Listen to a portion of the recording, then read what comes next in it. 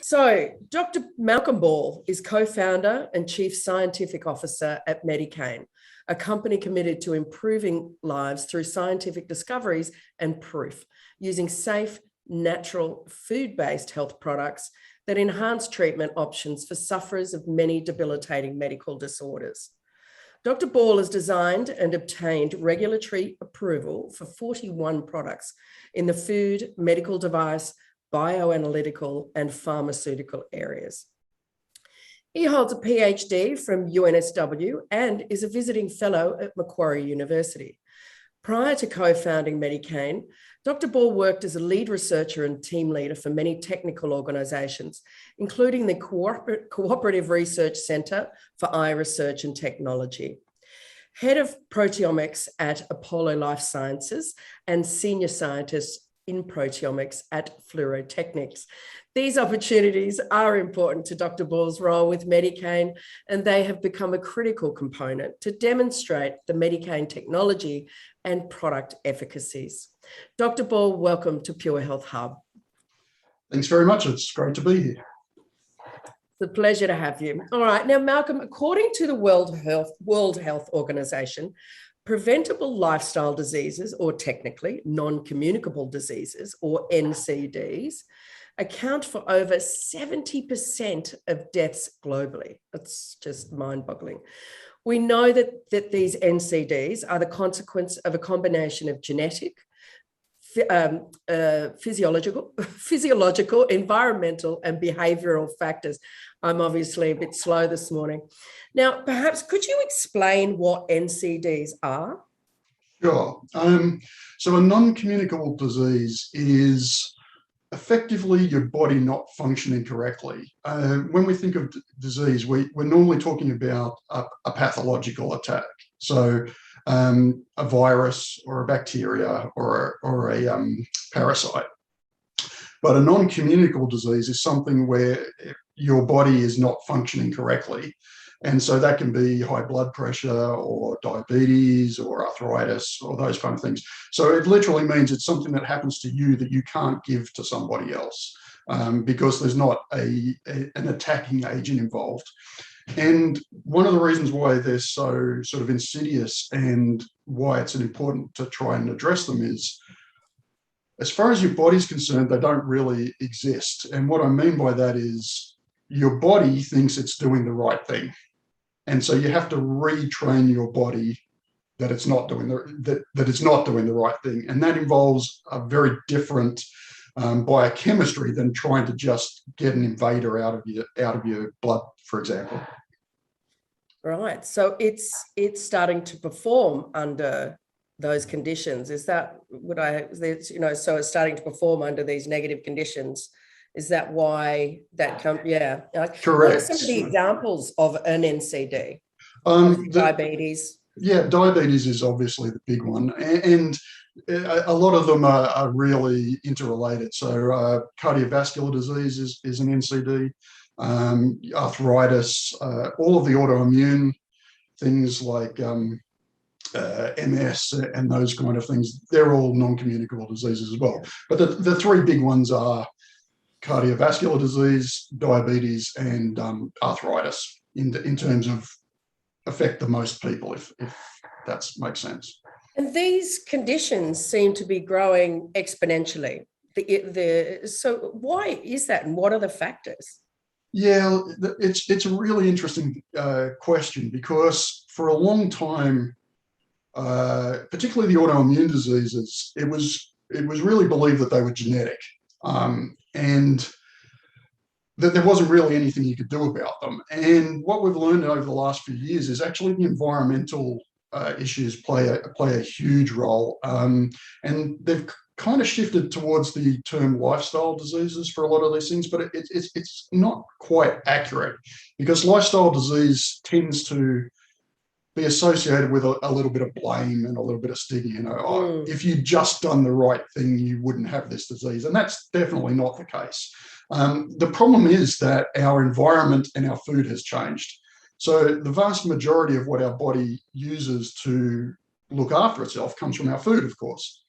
and our food just isn't the same as it was. Sorry, and there's a really growing body of evidence that that's an issue, and that's why the concept of food as medicine has become a thing, because you now can't just think, oh, am I going to not starve to death? You have to think, am I going to be healthy and live a long, healthy, productive life?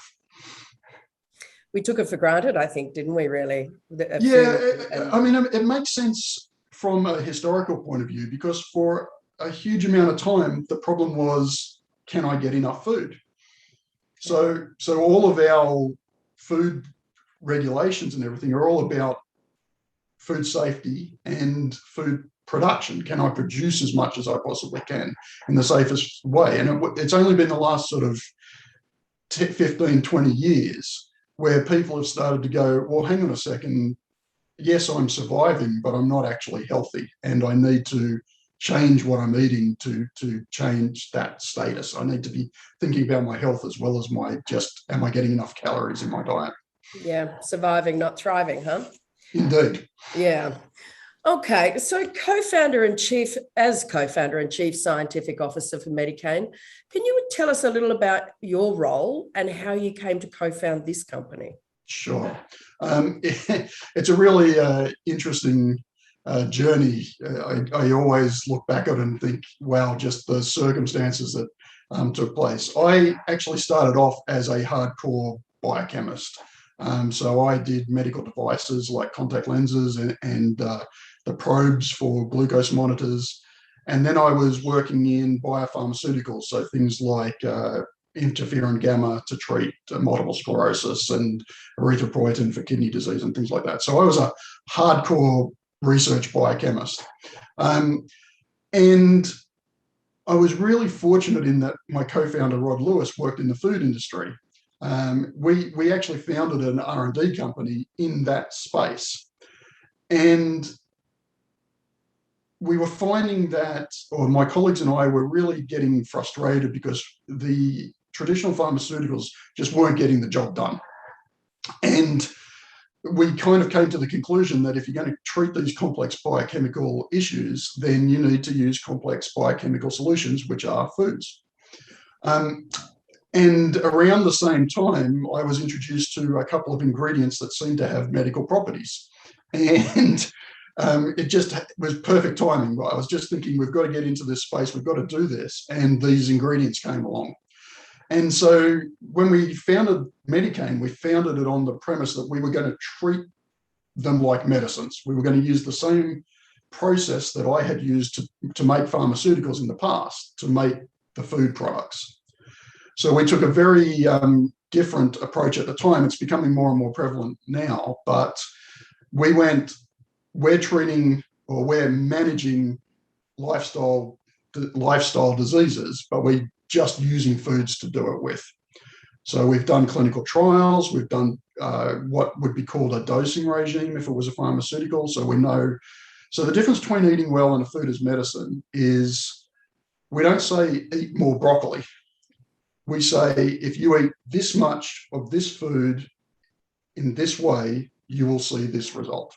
That's the difference between a food as medicine and a dietitian, and they all work together. So it's not a replacement. It's not an antagonist. It's a complementary effect, so that we can slot into the medical space and the dietitian space very easily. So. Wow. Okay. I wasn't even aware of the depth of that, actually. That's fascinating, particularly that you're treating it as a medicine, really, and doing the same trials and the same benchmarks and things, I'm guessing. Yeah. And it's starting to become a more prevalent practice, but it's very recent that, so a lot of, not all of them, but a lot of supplements and things like that, they'll rely on evidence that somebody else has done that may not be the same plant, it may not be the same amount, whereas every result that we've got, well, the vast majority of the results that we've got are on what people take in the tub. So we're not just saying, oh, the ingredients are good. We're saying, no, we tested that tub and we know that when you take that, what's in that tub, you'll get what we saw. you'll have the same outcomes of, yeah, wow, okay, that's incredible. All right, okay, so I'm going to focus our discussion today on type 2 diabetes, a little bit selfish, but after being diagnosed in early 2020, I discovered your product during my research and was fascinated by the benefits featured, but I didn't quite understand the depth of it, to be honest. But I wanted to learn more before trialing it. So here we are, and I do know that many more women, it's fascinating actually, because after I was diagnosed as being diabetic, a lot of women sort of said to me, well, I've just been told I'm pre-diabetic. I'm like, really? Okay, well, this is interesting. So something's going on. And also the other, actually, I want to talk about Nutricane D first. So MediKane developed and produces a product called Nutricane D.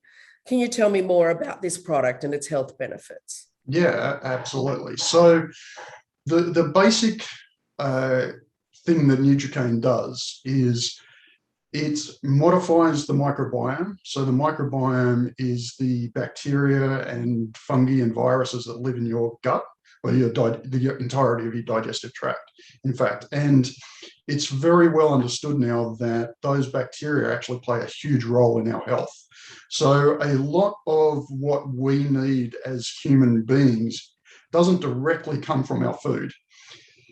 The bacteria in our intestines actually eat our food, and then what they make from our food is what our body uses to have benefits, particularly medical benefits. And this has been well shown in lots of different things, not just blood glucose management, but also arthritis, even things like cancer treatments now. So you can actually have an improved prognosis for a immunotherapy for cancer based on your microbiome in your gut.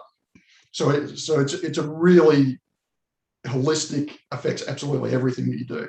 So that's part of what Nutricane D does. But the other thing it does is it actually provides nutrients that have been shown to be essential to your body's ability to reach what they call homeostasis. So homeostasis is really a fancy word for everything's working well. Okay, so perfect. Yeah, so things like for like diabetes and even things like arthritis and stuff like that, what actually happens is your body loses the ability to achieve homeostasis. And so for diabetes, it's glucose homeostasis. It's the glucose in your blood. And so your body needs these micronutrients to be able to control that. And that's part of what Nutricane D does, is it provides those.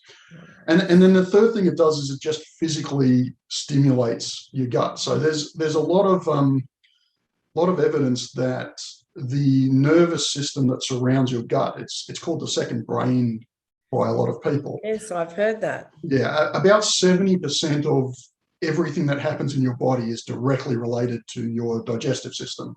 So physically stimulating it, just actually telling it that it's getting food of a certain type, has actually been shown to have an effect as well. So all of those three things basically make your digestion work properly. And when your digestion works properly, everything works properly. And that includes blood sugar levels. So it doesn't have to be, so there's a lot of conditions that affect blood glucose levels, blood sugar levels, not just diabetes. And it doesn't matter what the root cause is, because what you're doing is giving the body what it needs to go back to what it wants to be, if that makes sense. Wow. No, actually, it does make sense. And so is it possible to reverse the effects or reverse type 2 diabetes by using this product? Yeah, there's a huge amount of evidence now that diabetes is actually a reversible condition within some parameters. So what there is what's called sort of an acute phase and a chronic phase. And so what that means is that things start to go wrong before the damage is permanent. And so the acute phase is everything going wrong, but no actual damage being caused. The chronic phase is like the equivalent of scar tissue. You know, enough damage has been done that your body starts to sort of slap band-aids on everything and just hope for the best. Yeah. And there's a lot of evidence that diet control can actually reverse that acute phase back to wherever the damage isn't permanent. So Nutricane D is a dietary control product, and it effectively helps manage that condition. There's a lot of people now that are using diet the technical term is remission. So you go into remission, which means you're not having the effects of diabetes anymore, and you're effectively don't have diabetes. Gotcha. And that's provided you get it at this acute phase rather than leaving it till exactly. If you catch it early enough and you manage it well enough, there's a huge amount of evidence that says that you can actually put it into remission. And even if you catch it late, you can still wind it back so that it never gets any worse than what you've already got. So if you can catch it at a time when diet management is all you need to do, even if the damage is permanent, it means it's not going to get any worse. You're not going to have to go on to medication, or if you're on a little bit of medication, you're not going to have to go on to more medication, and so on and so on and so on. Right. Yeah, exactly. Because I'll give you a little bit of background on me, because I think it's, and I'm going to use me as an example here because I think I'm probably a reasonable example. So being diagnosed, in fact, admittedly, was no surprise. There are genetics involved. There are a number of people in my family who have diabetes, type 1 and type 2. I also had a 12-pound baby, which they tested me for at the time, no problem, but that's often an indicator. And from a teenager, I experienced hypos, but I never really sort of talked about them. So I didn't know what they were, but there was that really bad feeling of dizziness and needing to get carbs before you're going to pass out, that sort of stuff. Then after I had our boy, not so little, I kept testing every year, but I used to do these pinpricks, right?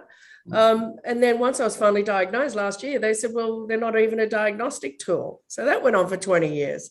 So then after finally being diagnosed, what I did, and when it comes to diet, is cut out completely sugar and carbs, right? So it was literally celeries and, literally, and I'm a pretty good eater, but, So I did that for the first 3 months, and my second HbA1c test, which is that quarterly test you have, the pathological test that you have, and it was 5.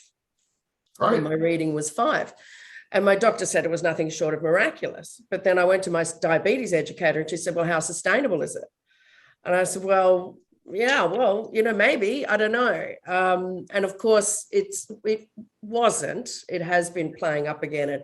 But, as soon as I get really badly stressed, my fasting number goes up. So it's not always just what's going in your mouth, even though that's a vitally important part. Absolutely. So having a product like that enables, because the medications are frightening, I got to say. I mean, it's a long journey to understand what balancing your blood sugars is. It's no walk in the park, right? So the traditional pharmaceutical treatments. And I want to share this because I think it's important. I'm trying to impress upon women to make sure that they're testing for things like this properly, because it's no walk in the park when you're diagnosed with type 2 diabetes. So that's, the physical side effects of nausea, brain fog, exhaustion, all of those things. So it's really important. But I do want to highlight here, particularly, I want to sort of throw a little help people motivate them. So in Australia, people with high blood sugar levels are up to 4 times more likely to suffer heart attacks and strokes, right? Mm-hmm. Are 3 times more likely to have kidney failure, 15 times more likely to have an amputation. More than 30% of people with high blood sugar levels experience depression, anxiety, and distress. High blood sugar levels is a leading cause of preventable blindness. And for now, we have a significantly lower survival rate if infected with COVID. So these are all reasons that we must be getting checked. But your product, so we come back to the term functional food as medicine. Mm-hmm. It's not new, but it's only kind of used sparingly or topically, really. So I feel that we're still not completely grasping how food can not only prevent serious conditions and complications, but treat them. So MediKane's states absolutely evidence-based product claims. Could you explain? Yeah, so I mean, what you were saying about it not being easy is a really good point, because there's really a sort of a false oversimplification of a lot of these things. like you say, having a really restrictive diet is not sustainable, even when you know it's gonna work. And this goes back to what we're saying about we're trying to make it easier for people. Okay, we are a diet management tool.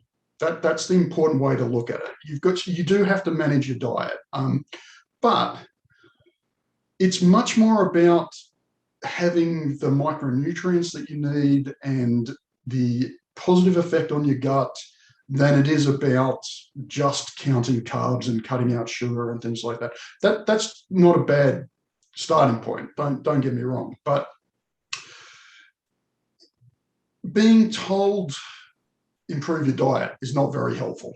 And this is nothing against dietitians and things like that. They're very educated people that do a fantastic job about managing it, but they don't have the tools that they need to get the job done. And that's exactly what Nutricane is for. We look at ourselves as sort of the last 30%. So,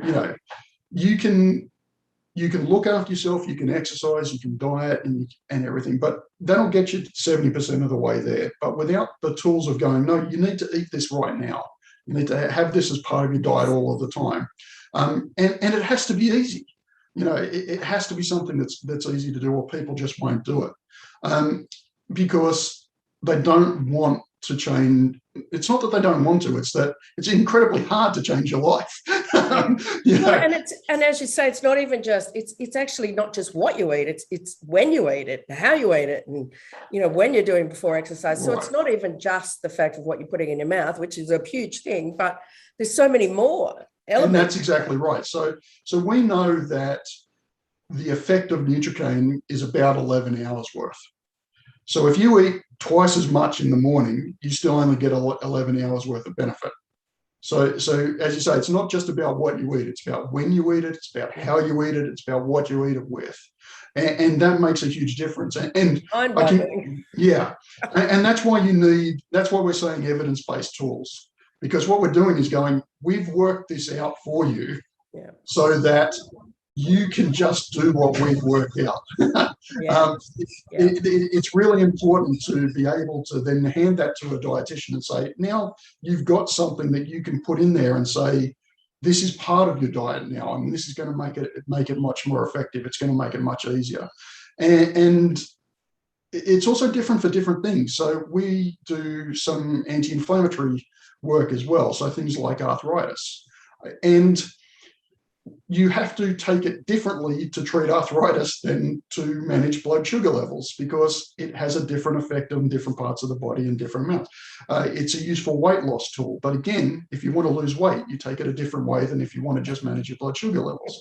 And that's part of the evidence-based. And that's what I meant when I first talked about the sort of the supplement companies and the food. Even if it is a good product, and certainly there are lots of good products out there, it's not enough to just hand someone a bag of fiber and go, here, you've got more fiber in your diet.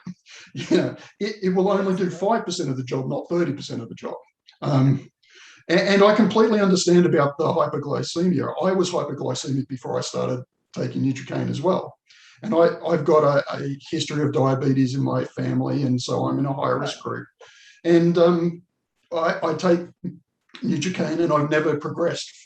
I don't get my hypoglycemic attacks anymore, but I've never progressed into what I, by rights, should be diabetic by now because of my family history and all of the other things associated with it. But I've never progressed any further than I was when I first started taking Nutricane.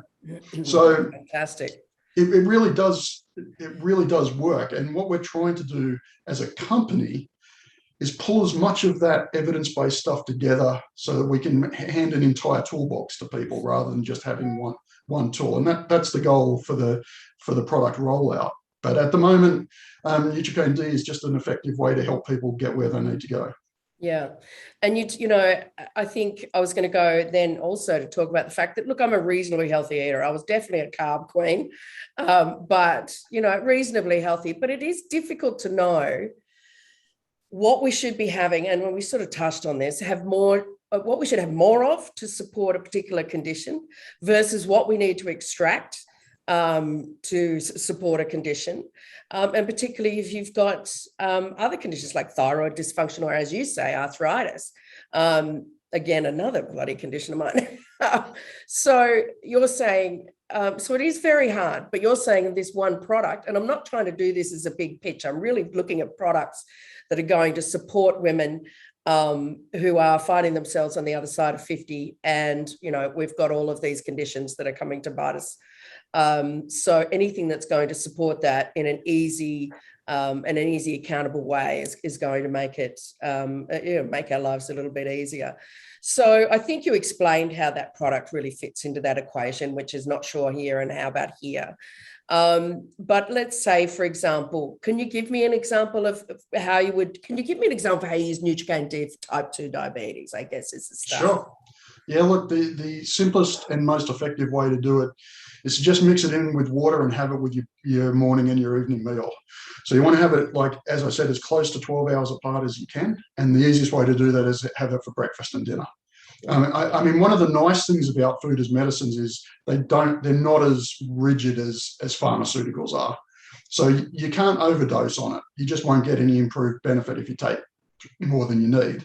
And different people will need different amounts at different times. So some of the people that use it, they find that just having it in the morning works fine because they're getting what they need to go along. But mix it with water. You're having a glass of water with your dinner then anyway, so it helps with hydration. It also helps with digesting your other food. So if you have it with a meal, it will lower the GI of that meal, which is always good for people monitoring their blood glucose levels. But it also helps you digest the goodness out of the rest of your food. So that's the ideal way to do it. Morning and evening meal in a glass of water with your food. You can either have it just before or during. You don't have to drink it all at once like I do, just because I like to get it over with. But it doesn't taste bad. no, it's more just the fact that I like to have it done and be on to the next thing kind of thing. But you can sip it if you find that's more effective. None of that really matters. It's more about taking it with the meal to get the job done. Yeah, right. Okay. So that is that 12 hours apart. Because I think, you know, when I think I might have said it a little bit earlier, for me, I found this product and I did a little bit of research on it, but I still couldn't quite understand the best way to use it and to maximize it. So, you know, this has been a phenomenal opportunity to learn from you about this product, and also as an opportunity for people to potentially test it. But for me, I'm now going to go and put myself on a trial. So I'll keep you all posted, actually. Malcolm, thank you so much for your time this morning. I really appreciate it. Thanks for explaining everything to do with Nutricane D, and, you know, the fact that I've learned a lot more about type 2 as well. It's never ending learning curve. Thanks again. Thank you very much for having me. It was great to be here. It's a pleasure indeed.